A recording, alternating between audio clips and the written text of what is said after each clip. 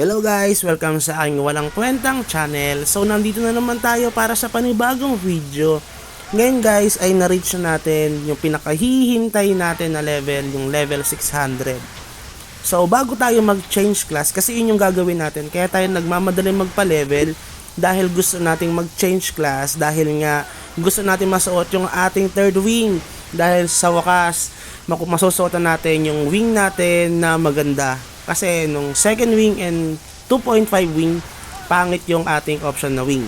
So ngayon, medyo natutuwa ako dahil nga masusot natin yung third wing natin. Pero bago ang lahat, hindi tayo mag-shoutout dahil parang unti lang yung nakapag-comment nun at wala nagre-request ng shoutout. So, ayan. Nandito tayo sa 600 map. Subukan muna natin bago tayo mag-change class yung ating Xiaomi kung kakayanin ba neto yung 600 map. Dahil isa sa mga reason kung bakit ako nagpalit or magpapalit bukod sa meron tayong nakuwang wing ng BK, kaya tayo magpapalit dahil nga nahihirapan akong mag-RB dito. Siguro dahil galing tayo sa sa Wizard na ang lakas mag-RB. Sandali lang mag red boss ng Wizard guys, 3 to 4 minutes. Tapos kaya niyan tangkihin yung mga red boss sa map na 550. However, nung tayo ay nagpalit ng Xiaomi, ito na ang kinahinatnan natin. Nahihirapan tayong mag red boss. At oo, malakas yung damage niya. Ang problema, ang hina ng defense ko. Kahit naman din nata sa iba kasi medyo nahihirapan din sila sa Xiaomi nila kapag sila ay nagre-red boss. So hindi na natin tinuloy kasi 27k ata yung damage sa atin. So sure yan, hindi ko naman mapapatay yan. So gusto natin subukan na yung RB. Pero bago yan pala, subukan muna natin yung pagpapalevel natin dito sa 600 map kung ilan ang XP bigay sa atin. Kasi doon sa 'di ba sa 550 map, nakaka-XP tayo doon ng 500, 600, 700, minsan 800 yung XP natin doon pag naka-imp tapos buff. Dito, naka-imp at saka buff ako, maabot ng 900 plus yung bigay sa atin na XP. At maganda na rin kahit papaano. Pwede na rin tayo makapagpa-level ng medyo okay dito. Kasi syempre mas mahirap magpa-level dito. Ngayon, iniisip ko baka lalo akong mahirapan magpa-level kapag nag-BK ako dahil mahirap talaga magpa-level ang BK. At nung panahon nung naglalaro tayo ng Blade Knight, medyo gamay pa natin yon at hindi pa tayo masyadong hirap masyado sa pagpapa-level kasi nakakasabay tayo. Pero ewan ko lang ngayon sa 550 kasi parang medyo mahirap na magpa-level yung mga Blade Knight dito. Kasi yung napapansin ko parang walang high level na Blade Knight eh. Iisa lang, yung 616 si Rigor. Siya lang yung nag-iisang Blade Knight namin na high level. Pero parang natigil na rin siya sa pagpapalevel. Hirap na hirap rin siya sa pagpapalevel. 616 o 609 or 606. So yan yung gagamitin natin pang change class kasi 3,000 yan yung change class na yan. Yung change class card, 3,000 pesos. Just ang bibiliin mo dyan. Anyway, hindi tayo nagta-top up guys kasi gusto nating i-maintain yung sinasabi ko nga sa inyo na semi free to play or kahit paano free to play, yung 55 pesos lang ang gagawin natin para maging accurate naman kahit paano yung ating review para doon sa mga players na gusto lang na maglaro at hindi gumastos ng sobrang laki. So ito na guys, tayo ay nag-change class na. Pang-apat o pang-limang change class na natin ito. Hindi ko na mabilang, halos lahat ata ng karakter na gawa na natin. So yan, nag-out. Same pa rin naman ng scenario kapag tayo ay nag-change class, mag-auto out. At pag in mo, yan na yung bagong karakter. Kung ano man chosen character na nagustuhan nyo. So ayan. Tapos pag login natin, babalik lahat ng skill shards. Tapos pwede natin gamitin pang craft ulit ng ating mga skills. So depende sa inyo kung anong skills ang ipapalevel nyo. So sa akin, hindi ko muna siya ginawa dahil medyo mahaba yun at pag-aaralan pa natin. Ang una natin ginawa dito, dahil excited tayo, gusto kong isuot agad yung wing ko. Tayo ay pang top 17 dito nung Xiaomi tayo. Ngayon parang nung nag-change class ako, parang top 24 ako. Ewan ko, parang humina. No, so alam nyo ba, parang ang disadvantage kasi nito sa laging nag-change class, lalo kung free to play ka lang, sayang kasi yung pera eh na pwede mo namang gamitin na pangpalakas na. Tulad nun, 3,000 jazz, pang ilang change class ko yun. Yung Xiaomi ko, 2 weeks ko lang ata ginamit.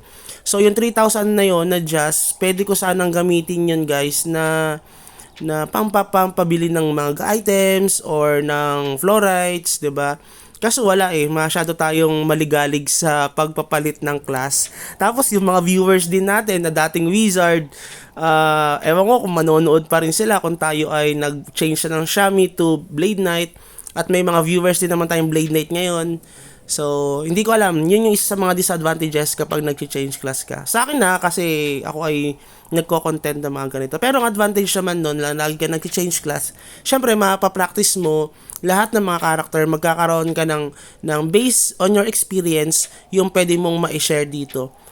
'Di ba? At least hindi lang tayo puro theory, kung hindi meron rin tayong actual na experience doon sa pag-handle ng mga character na 'yon.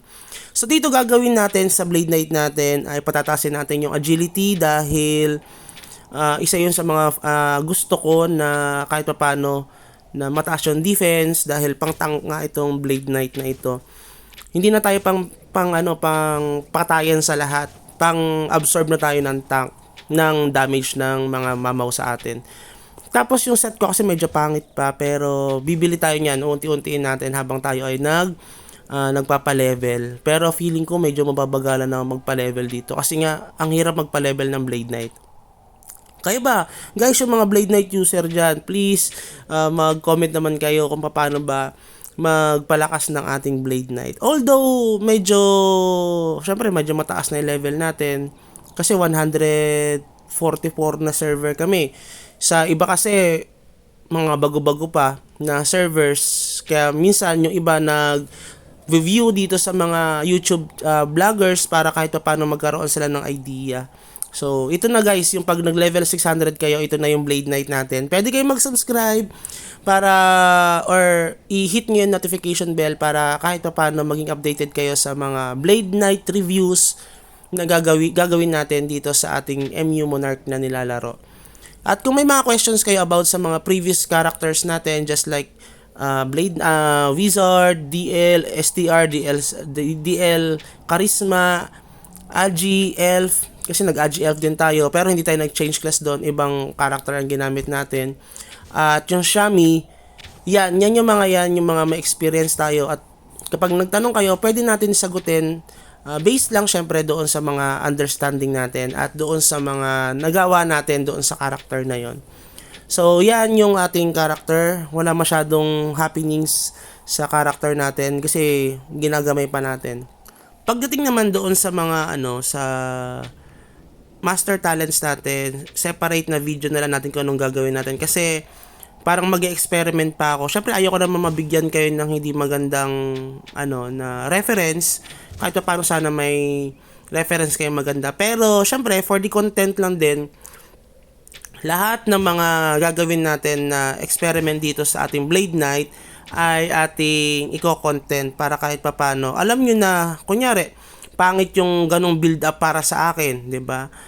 Tapos meron kayong idea na ganon yung gusto nyong gawin sa character nyo. Makikita nyo na hindi pala siya fit sa character na gusto nyo sa Blade Knight, 'di ba? So hindi nyo nagagawin, hindi na kayo mapapagastos. At the same time, kahit din naman ako, kunwari may nag-comment sa ating YouTube channel, sa ating comment section sa baba, at least ako maa-aware na agad ako na oo nga na may mga mas magandang build sa Blade Knight natin na pwede nating ma-adapt, pwede nating gawin. So yun yung purpose kung bakit tayo nagba-vlog, hindi dahil kung para saan pa man. Ayoko sumikat at wala akong balak doon dahil busy tayo sa trabaho at sa pambababae. Hindi, joke lang. Syempre sa trabaho at saka sa future. So, yun lang siguro. Hintayin nyo na lang yung ating next vlog, next content natin. Maraming salamat sa patuloy na pagtangkilik sa ating channel. 1,000 plus subscribers na tayo. At sana dumami pa na mas maka-appreciate nitong ating mga walang kwentang video. Maraming salamat and have a good day. Bye-bye!